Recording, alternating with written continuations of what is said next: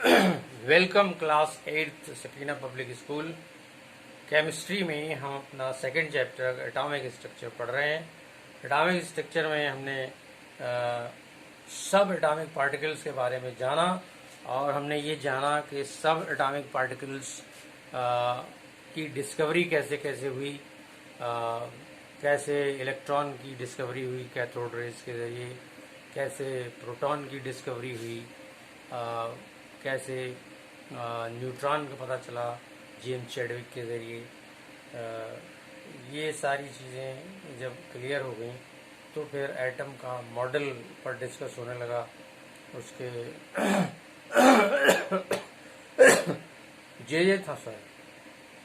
J Thomson ने अपना जो मॉडल बताया था उसका नाम उन्होंने रखा था, क्योंकि वो बहुत कुछ इससे मिलता जुलता था, plum pudding model of atom. Plum pudding अगर आपने देखा हो, समझते हो, तो उसके ऊपर प्लम्स को लगा दिया जाता है। तो उनके हिसाब से, जे थॉमसन के हिसाब से, एटम जो है वो एक सॉलिड स्फीयर बॉल की तरह था, जिसकी एक सेंट्रल कोर है जहाँ पर प्रोटॉन्स या उसके पॉजिटिव पार्टिकल्स मौजूद हैं और उसके चारों तरफ अरेंज हैं, सिस्टमेटिकली अरेंज हैं इलेक्ट्रॉन्स या नेगेटिव। और इस तरह से उन्होंने कहा कि ये दोनों पार्टिकल जो हैं वो बराबर बराबर हैं। इस तरह से जो एटम है वो एक न्यूट्रल बिहेवियर रखता है। और क्योंकि ये बहुत कुछ जो बनावट उन्होंने बताई पुडिंग की तरह, प्लम पुडिंग की तरह दिखाई देती है, इसलिए इनके मॉडल को इसी नाम से जाना गया, plum pudding model of Thomson. तो थॉमसन के बाद एक और मॉडल पेश किया गया रदरफोर्ड के जरिए। रदरफोर्ड ने एक एक्सपेरिमेंट किया, उस एक्सपेरिमेंट का नाम था अल्फा स्कैटरिंग एक्सपेरिमेंट। और इसमें उन्होंने जो नतीजा निकाला था वो नतीजा ये निकाला था कि उन्होंने कहा था कि लास्ट में उन्होंने कहा था कि इस तरह से हम ये बता सकते हैं कि हर एक एटम में एक न्यूक्लियस होता है। यानी एक तरीके से ये जो अल्फा स्कैटरिंग एक्सपेरिमेंट है, it is a discovery of nucleus. तो उन्होंने क्या किया, इसमें एक सोर्स लिया जहाँ से अल्फा रेज निकल सके,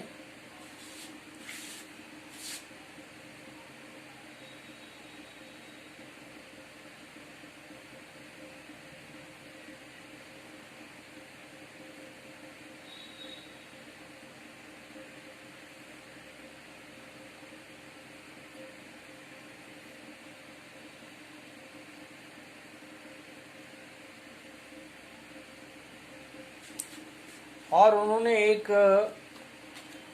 गोल्ड फॉइल, सोने की एक बारीक पत्थर ली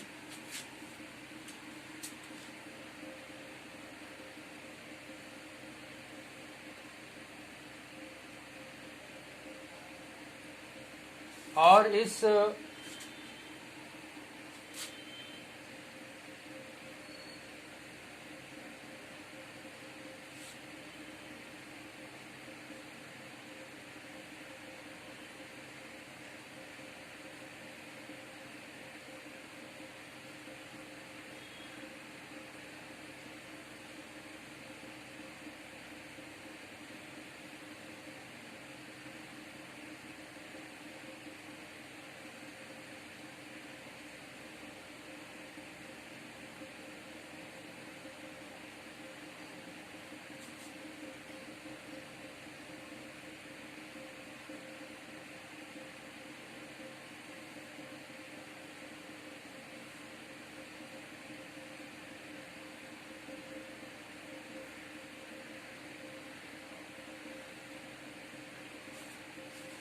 गोल्ड लीफ,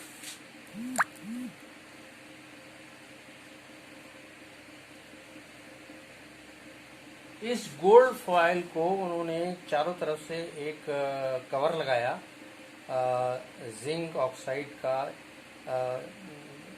जो एक कवर लगाया उन्होंने जिंक ऑक्साइड का, ताकि अगर कभी कोई इसके ऊपर कोई रे आके टकराए तो इसमें रोशनी पैदा हो।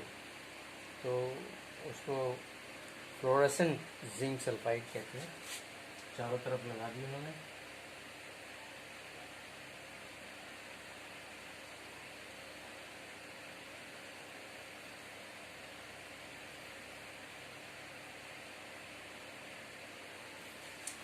तो अगर कोई रे जो है वो इससे डिफ्लेक्ट होती है, पता चल जाएगा।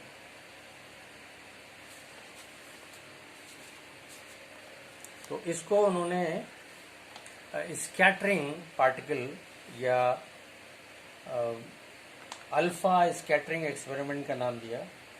उन्होंने देखा कि जो सोर्स है उससे निकलने वाली अल्फा रेज या अल्फा पार्टिकल्स गोल्ड फॉइल को क्रॉस करके ज़्यादातर तो क्रॉस करके जिंक सल्फाइड की फ्लोरेसेंट प्लेट पर पहुंच गए, लेकिन कुछ ऐसे भी थे जो जिन्होंने डिफ्लेक्ट किया, और जिन्होंने डिफ्लेक्ट किया तो कम से कम 90 एंगल का डिफ्लेक्ट किया, और कुछ ऐसे डिफ्लेक्ट किया जो वापस ही हो गए, बिल्कुल 180 डिग्री का डिफ्लेक्शन देखा गया, यानी उससे बिल्कुल वापस ही हो गए वो उसी रास्ते जिस रास्ते आए थे।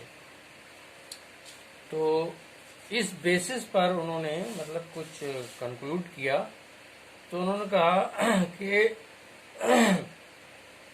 ज़्यादातर जो अल्फा रेज हैं वो गोल्ड फॉइल से पास हो गई, गुजर गई, और उनमें डिफ्लेक्शन नहीं हुआ।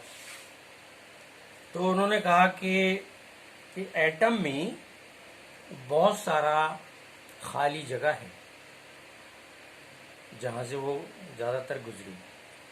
दूसरी बात उन्होंने अपने उसमें कंक्लूड की कि जो कुछ डिफ्लेक्ट हुई हैं alpha particles, number of alpha particle, ये सजेस्ट करती हैं कि पॉजिटिव चार्ज किसी एटम में यूनिफॉर्मली डिस्ट्रीब्यूटेड नहीं है। यानी इसका मतलब पॉजिटिव चार्ज किसी एटम में किसी खास जगह पर है, और वो खास जगह है उसकी सेंट्रल कोर, और उसको इन्होंने नाम दिया न्यूक्लियस। और इन्होंने बताया कि कुछ अल्फा पार्टिकल जो पूरी तरह से बाउंस बैक हो गए, पूरी तरह से वापस हो गए 180 डिग्री पर, तो heavy positively charge nucleus occupies a very small fraction of the total volume of the atom. तो उन्होंने कहा कि बहुत कम जगह घेरे हुए है न्यूक्लियस।